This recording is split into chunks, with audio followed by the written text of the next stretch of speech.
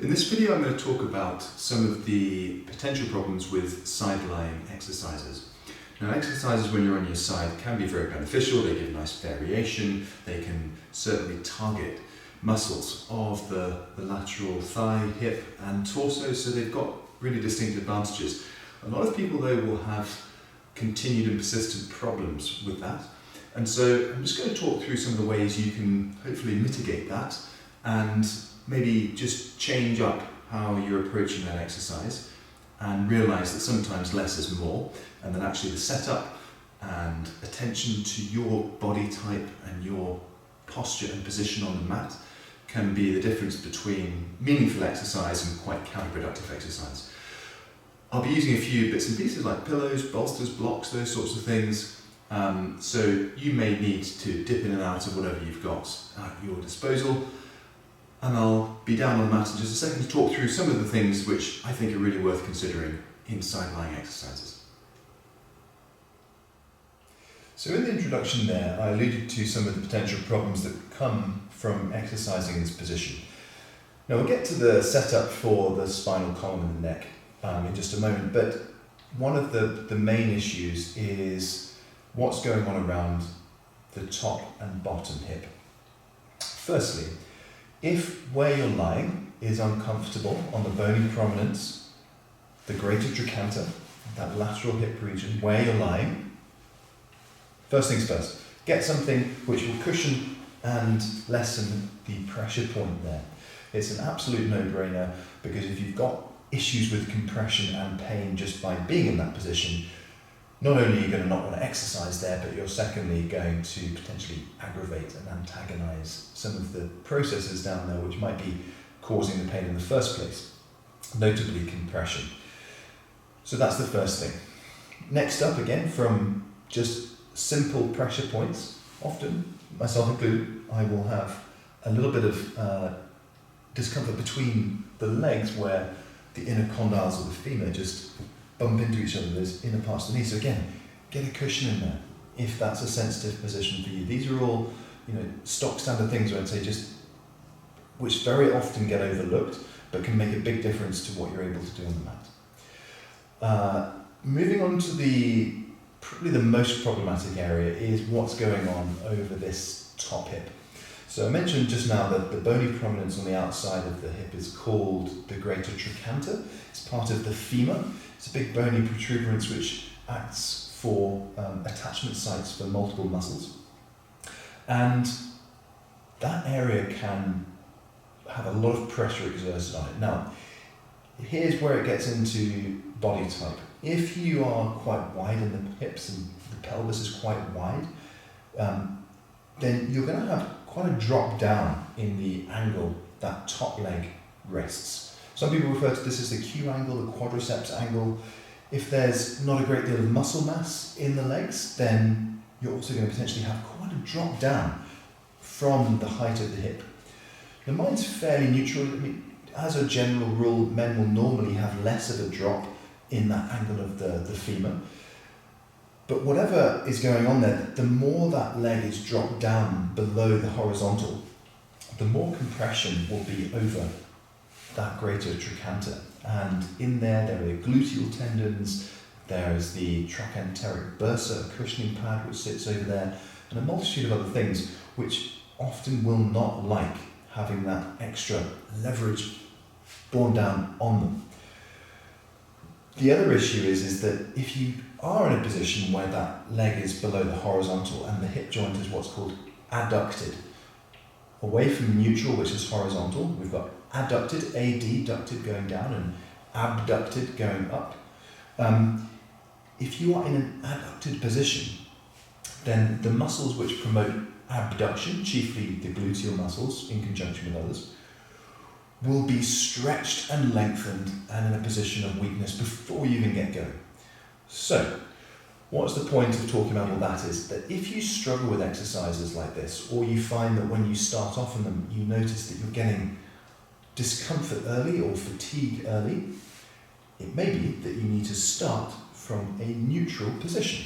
So, instead of having something quite thin like this one, we'd have something a little bit thicker, and that brings my thigh into that neutral position where it's not dropped down into adduction. The same would go if you are doing exercises with your legs straight to begin with. This might need a bigger, typical kind of bedroom pillow or something between the legs, because you don't want to have that foot drop substantially down with the knee much higher, because it's just not really the target aim of what you're after with that straight leg position. So it may mean 2 cushions, it may mean a big pillow, but critically, that top thigh is not in an adducted position, and you alleviate some of that compression. So when it comes to simple exercises like a leg lift, or you're moving into side kicks, or you might be doing something like leg circles, you're starting from a position of relative strength compared to if you were in that adducted position and you're having to really hoik up that leg from a weakened position with that compression already in. And that's why getting rid of that to start with is really critical. So there, hopefully, we've got some of the things which can alleviate the potential problems you'll get into with side lying exercises. Next up is the setup of the upper body. So we'll just quickly go through that. In this position, there's almost a suspension bridge between my hips and my shoulders, and my spine is sagging down between the two as it's pushed down by gravity in some ways. So if we can manufacture this little gap underneath the waistline, which takes the spine from that sagged banana shape into a position where it's running parallel with the floor, well, that's replicating how we should be in standing. And therefore, when we begin our exercises in side lying, whatever that might be, a side kick or the like, you are promoting a neutral position in your lumbar spine particularly, but also the rest of the spine and the lumbo-pelvic alignment. So keeping that gap underneath is very important. If the act of doing that is something you find difficult or it becomes quite challenging to hold, then get something, a rolled up towel or a cushion, and you can place that underneath that bottom waistline there, and it will just help keep that spine in that parallel alignment, and therefore get you far more for your money when you're doing these and promoting that neutral position, that position of strength, that Pilates center when you're doing your exercise. Next up is what's going on with the shoulder girdles and the neck. Now, I'm quite comfortable using my bottom arm as a head cushion to all intents and purposes, and my cervical spine, my neck, is also parallel, so we're getting that lovely neutrality of the spinal alignment from top to bottom here, making any exercise we do here have a much better effect in lots of ways. Now, if that's not comfortable for you, this is where head cushions come into play, and we can use whatever it might be, a 3-inch Pilates cushion, a normal pillow, a roll-up towel, and then we can place both arms out in front, or this bottom arm out in front or tucked, other hand supporting. Whatever it is with this setup, it's really critical that when you're doing these exercises, you're focused on what's happening with your target movement and the normal dissociation of movement. So we'd have, taking the side kick level 1, the leg moves independently of the body. What we don't want to be thinking about is how uncomfortable everything else is. So I'm a bit of a pet peeve I've got for the kind of calendar position, as I call it. See a lot of people exercising like this. Now, while in the moment that might not be causing any discomfort, it's hardly a neutral position for our spine, and therefore when we use the muscles to facilitate our leg movements, they are going to almost intensify the patterns which are promoted in this obscure position I'm in. So when you're down on the mat, whatever setup you've got, make sure your bottom shoulder remains comfortable, make sure your neck remains comfortable, and everything is in as neutral alignment as we can get.